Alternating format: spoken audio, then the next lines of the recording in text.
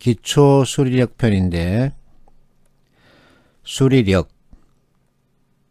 자, 이 수리력은 여러분에게 대망의 수리력일까요? 아니면 오매불망? 이것도 아니면 아이쿠일까요? 어쨌든 간에 수포자가 많다고 합니다. 나 수포자인데 이 강의 들어도 괜찮습니까? 하는 문의도 사실은 있죠.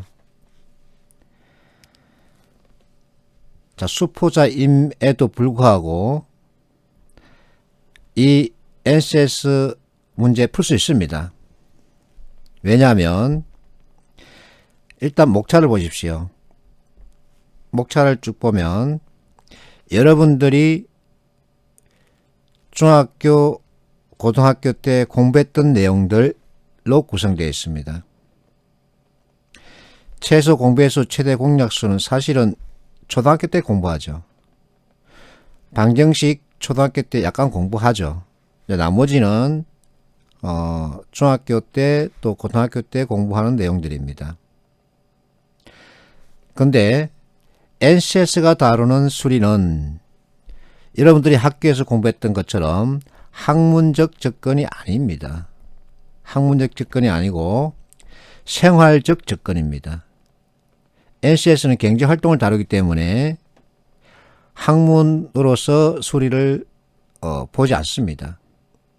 경제활동에 필요한 계산력, 정보의 해석력, 의미 파악력, 결론 도출, 행동 방향 결정, 이와 같은 것을 봅니다.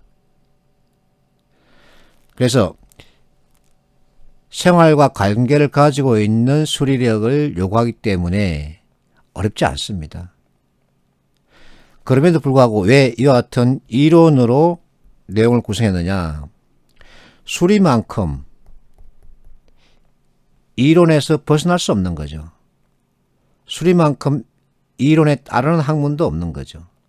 1 더하기 1은 2라고 하는 이 맹제에서 벗어나서 1 더하기 1은 3이라는 맹제를 가지고 건물을 짓는다면 그 건물은 와장창 무너지는 거죠. 이게 수리의 힘입니다. 그 숫자만큼 정확한 정보도 없는 거고요.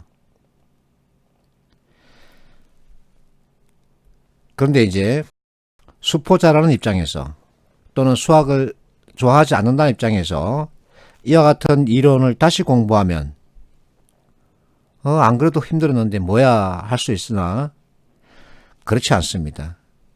기초수리력은 이해를 바탕으로 개념을 정확하게 잡아주면 여러분이 원하는 점수를 만들 수 있습니다. 그래서 기초수리력은 이 정도만 해주면 충분하다는 겁니다.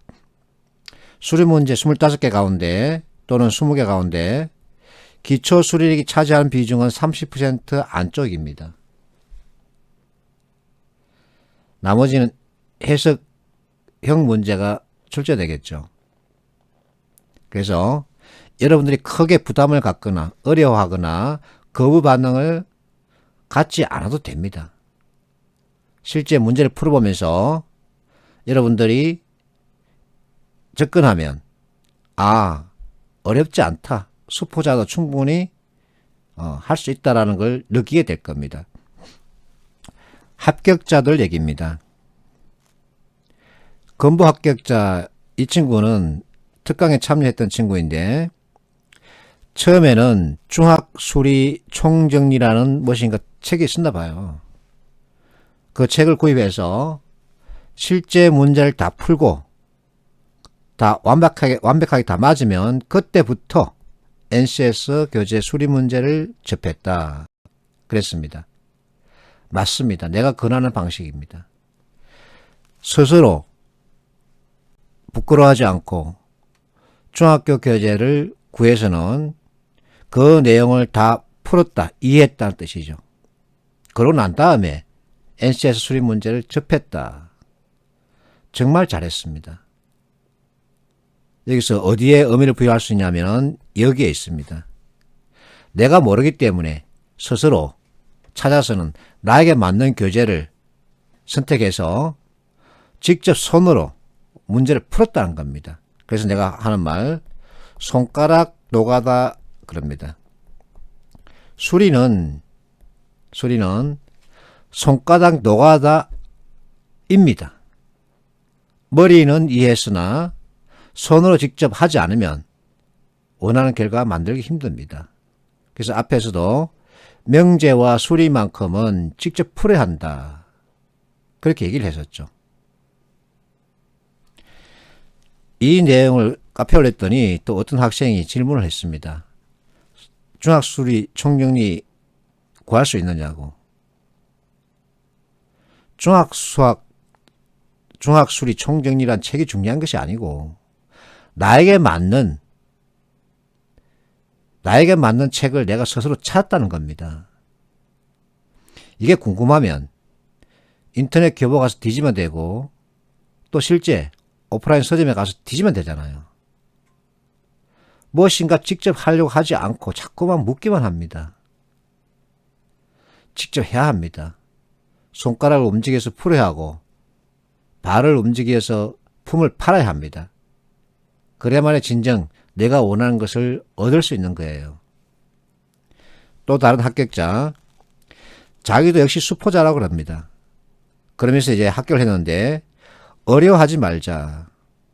기출문제 등을 보면 어려운 수학 2차 방정식, 함수, 미적분 이와 같은 것들이 아니다. 맞습니다. 학문적 접근이 아닙니다. 생활적 접근이기 때문에 가감성제, 더하기, 빼기, 곱하기, 나누기 이것만 해주면 돼요. 이것이 전부였다. 맞습니다. 이게 전부입니다. 그래서 수포자라고 해서 수학에 거부 반응이 있다고 해서 여기서 또 머뭇대거나 주저하거나 물러서면 내가 원하는 공기업은 나한테 오지 않는 거죠. 그래서 나는 손가락 노가다 직접 손으로 움직여서 풀어보자는 겁니다. 며칠 전에 은행 가서 일을 보는데 대기하는 시간에 이 방송을 보게 됐어요. 은행에서. 내가 하고 싶어 하는 말을 이 친구가 대신 해주고 있었습니다. 미련한 공부법이랍니다. 양치기. 내가 하는 말이 그 말입니다. NCS 공부하는 학생들 가운데 NCS 책을 30권, 40권 사다 푼 학생들도 있습니다. 그렇게 해서 안 되니까 또 나한테 옵니다. 이 얘기잖아요. 양치기 공부를 중심을 했다는 거 아닙니까?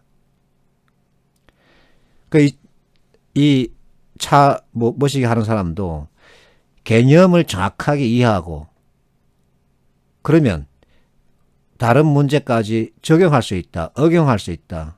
아, 그렇군 하고 머리가 받아들이는 것과 실제 문제 풀은 다르게 나타난다. 내 말이 그 말. 손가락 노가다를 하지 않고서는 수리 문제 내가 원하는 점수를 기대한다. 그건 요행입니다. 그래서 직접 풀어봐야 한다. 나는 그걸 갖다가 손가락 노가다라고 그럽니다. 그래서 우리 솔직합시다라고 나는 얘기합니다. 우리 솔직하자. 카페 회원들 90% 이상이 대학생 또는 대졸자입니다. 한 10% 정도 고등학생이 있는데 일단 다수가 대학생 또는 대졸자이기 때문에 그들을 놓고 얘기할게요. 수리력의 수준이 초등학교 5학년 또는 6학년, 중1 또는 2학년에 머물러 있습니다. 그러면 앞에서 건보 이 친구처럼 솔직해야 합니다. 내가 스스로 가서 나에게 맞는 교재를 찾아서 공부해야 합니다. 이게 솔직한 거잖아요. 그 책이 어디에 있느냐고 묻는 것은 솔직한 게 아닙니다. 내 강의를 들은 학생이 이겁니다. 150 빼기 40%가 90이다. 어떻게 90이 나왔는지 궁금하다. 내가 답을 달았습니다. 그렇게 궁금하면 계산기 꺼내서 두들겨 봐라. 계산기 꺼내서 이 숫자를 그대로, 기호를 그대로 두들기면 됩니다. 그러면 90 나옵니다. 묻는 시간에 계산기 꺼내서 두들기면 됩니다. 그게 더 빠릅니다. 여러분들이 꼭 원하는 공기업 가고 싶으면 손가락 노가다 하십시오. 그래서 여러분들이 만약 이 내 강의가 와닿지 않는다면 스스로 초등학교 과정으로 가든지 중학교 과정으로 가든지 선택해야 합니다. 그렇지 않으면 시간 낭비예요. 인문계라서 기초 없어서 이런 변명하지 말자. 왜? NCS는 학문을 다루지 않는다. 생활에 사용하는 수리 이거 사용할 뿐이다. 가감성제 더하기 빼기 곱하기 나누기 이래서 안 벗어납니다. 여기에서. 그래서 그런 변명하지 말고 솔직하자. 손으로 움직이자는 겁니다. 그래서 기초수리 관련 질문은 더 안 받는다. 카페에도 이렇게 올리는데 마찬가지입니다. 안 받습니다. 왜냐하면 가감성제 문제에 대해서 별도로 과외가 필요하다 하는 것은 저는 좋게 보지는 않습니다. 그 얘기죠. 이거 계산기 두들기면 됩니다. 내가 직접 옆에까지 가서 계산기 두들기면서 보여줄 수는 없는 거잖아요. 기초수리 관련 질문은 안 받습니다. 내 강의가 마음에 들지 않으면 가야 합니다. 그래서 나의 강의는 약식입니다. 왜 약식이냐면 손가락 노가다 하라는 얘기입니다. 나의 강의를 듣고 아 그렇구나 머릿속으로는 이해가 돼서는 시험장에 갔습니다. 갔다 와서 나한테 카톡을 보냈습니다. 쌤 강의 들을 때는 그게 이해가 됐는데 시험장에 가서 적용하려니까 안 되더라. 그건 내가 얘기했습니다. 자식아 수리는 손으로 풀어야 내 것이 되는 것이지 머릿속으로 아 그렇구나 하고 가서는 문제 풀 수 있더니 풀 수 있겠니? 그래서 요행을 바라서는 안 됩니다. 어쨌든 간에 수리 문제는 1 더하기 1은 2라고 하는 것을 직접 풀어야 합니다. 자, 수리 문제 출제 경향. 내가 이 경향을 짚어봤는데 수리 문제 출제 유형을 보면은 계산형, 개념형, 해석형 이렇게 세 가지로 나눌 수 있습니다. 자, 이것은 내가 명칭을 붙였을 뿐입니다. 일반적으로 쓰이는 건 아닙니다.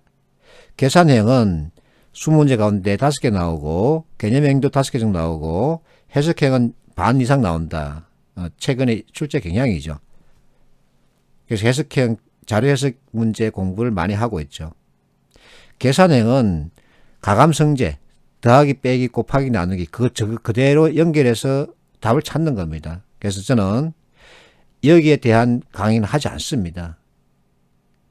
자, 개념형은 이론과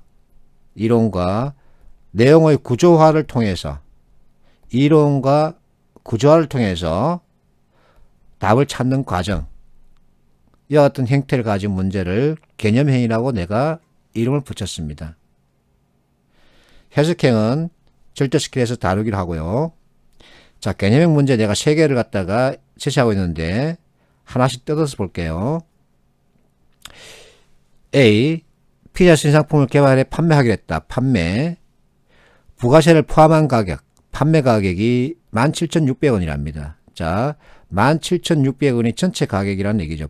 판매 가격이니까. 여기에는 상품 가격, 피자라는 상품의 가격, 그리고 부가세가 포함되어 있습니다. 부가세가 10%라고 하니까 부가세 10%. 그러면 상품 가격이 100이고 상품 가격의 10%를 더해서 전체 110 이렇게 17,600원이 된다는 얘기죠. 그리고 상품 가격은 16,000원 그리고 부가세는 1,600원 이와 같은 구조화를 바탕으로 하는 문제 유형을 개념형이라고 내가 이름을 붙였습니다. 그래서 어떤 특정 상품의 부가세를 갖다가 산출하고 싶다 그러면 대개 1.1로 나누죠. 110은 곧 1.1로 표시할 수 있죠. 그러면 부가세가 얼마 이렇게 나옵니다. 이것이 바로 전형적인 개념형 바탕의 문제입니다. 개념. B번을 보세요. 자, 월급 총액에서 무엇인가를 뺀다. 11%를 공제한다. 뺀다는 얘기죠. 만약 홍길동의 실수령액 통장 입금액이 250만 원이라면 홍길동의 월급을 X 둘게 모르니까 묻고자 하는 게 월급이니까 얼마일까? 자, 전체에서 11%를 뺐답니다. 결국은 0.89라는 얘기죠. 0.89는 모르는 X분의 얼마? 250이라는 얘기죠. 그럼 X값을 알고 싶다. 자리만 바꾸면 되니까 X는 0.89분의 250 이렇게 계산하면은 약 280 정도 나옵니다. 그래서 월 30만 원 정도를 갖다가 소득 세금 그리고 4대 보험료 등으로 낸다는 얘기죠. 자, 이것은 이번 문제는 공식을 만드는 힘을 요구합니다. 분모, 분자. 그에 따라서 이 자체가 구조화죠. 구조화의 뜻은 부분과 전체의 관계 그리고 앞뒤 순서의 관계를 보는 거다라고 내가 그 로지컬 싱킹 시간에 설명을 했습니다. 자, C번 같은 경우는 A라는 자동차, B라는 자동차가 있다. 그래서 동일선상에서 출발하되 A는 시속이 80km이기 때문에 B보다 시속이 느립니다. 그래서 A는 40km를 먼저 보냅니다. B는 0에서 출발하고 자, B의 시속은 100이고 A의 시속은 80입니다. 그러면 몇 킬로미터 지점에서 만나게 될까? 교차하게 될까? 그 얘기죠. 자, 40km에서 이제 시속을 재는 거죠. 80. 시속 가면 되니까. B는 자, 100 가는 거죠. 100을 가고. 그러면 여기 다 합쳐서 200이고 여기 합쳐서 200. 200km 지점에서 B가 앞서간다는 얘기죠. 교차한다 그 얘기죠. 자, 이것은 이론을 바탕으로 하지 않고 구조화시켜서 답을 찾는 문제 형태입니다. 자, A는 특정 개념을 요구하고 있죠. B는 공식, 분모와 분자의 관계에 따른 공식으로 무엇인가 설명할 수 있고 분모, 분자의 관계 자체가 구조화입니다. 이와 같은 형태의 문제를 내가 개념형 문제라고 이름을 붙였습니다. 그래서 지금부터는 그냥 말하기 편하게 개념형이라고 얘기할게요. 거의 다 기초수리는 거의 다 이와 같은 형태의 문제를 다룹니다. 자, 112번 문제. 내가 제목을 숫자와 친해지기라고 했는데 맞습니다. 수리는 결국은 수를 다루는 겁니다. 그래서 숫자와 친해져야 합니다. 숫자에 대한 감각이 없다. 그러면 숫자와 친해져야 되겠죠. 당연히. 그리고 숫자에 대한 거부 반응이 있다. 그러면 그 거부 반응을 없애야 되겠죠. 그래서 이 좋은 방법이 뭘까? 무엇인가 문제를 만들면 숫자와 친해질 수 있지 않을까 하고서 궁리를 하다가 내가 마방진을 가져왔습니다. 조선시대 세종이 마방진의 도사라 그러죠. 자, 여기서 1부터 9까지 숫자를 사용해 가로와 세로 대각선, 가로와 세로 대각선 합, 가로와 세로 대각선의 합 15가 되게끔 한다. 그럼 가에 얼마가 돼야 될까? 가로의 합이 15고 세로의 합도 15고 대각선의 합도 15. 자, 이 문제를 푸는 데는 시간을 재지 말고 스스로 숫자를 갖다가 자꾸만 칸에 넣어보면서 숫자 친해 보십시오. 그 목적입니다. 물론 답도 쳐야 합니다. 그래서 숫자에 대한 거부 반응이 있다. 수포자다. 그러면 일단은 숫자와 친해져야 합니다. 어떤 학생은 그럽니다. 숫자를 가지고 놀 때쯤 해서 합격이라는 좋은 통보를 받았다. 그러는데 맞습니다. 그것도. 자, 두 번째. 앞에서는 9개 칸이지만 이번에는 전체 25개 칸입니다. 1부터 5까지 숫자를 사용하라네요. 자, 가로와 세로, 대각선 각각의 합이 15가 되게끔 하는데 각 행과 열에는 1부터 5까지 숫자를 한 번만 사용할 수 있다. 1부터 9까지 사용하는 것이 아니라 1부터 5까지 숫자를 한 번만, 한 줄에 한 번만 사용할 수 있다는 얘기입니다.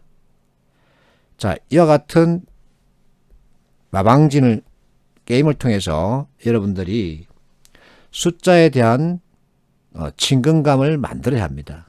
그러면서 우측에 규칙을 찾아보자. 자, 여기서 좌하향, 우하향 대각선에서 규칙이 만들어지고 있습니다. 규칙을 발견할 수 있습니다. 등차수와 같은 것처럼. 그래서 여기서는 3, 여기서는 5죠. 이 같은 규칙도 여러분들이 찾아낼 수 있으면 방정식이라든지 이와 같은 문제를 만났을 때 빨리 적응할 수 있겠죠. 그래서 이 두 개의 문제를 통해서 여러분들이 숫자와 친해지는 그 같은 연습을 하라는 차원에서 첫 번째 문제를 가져왔습니다.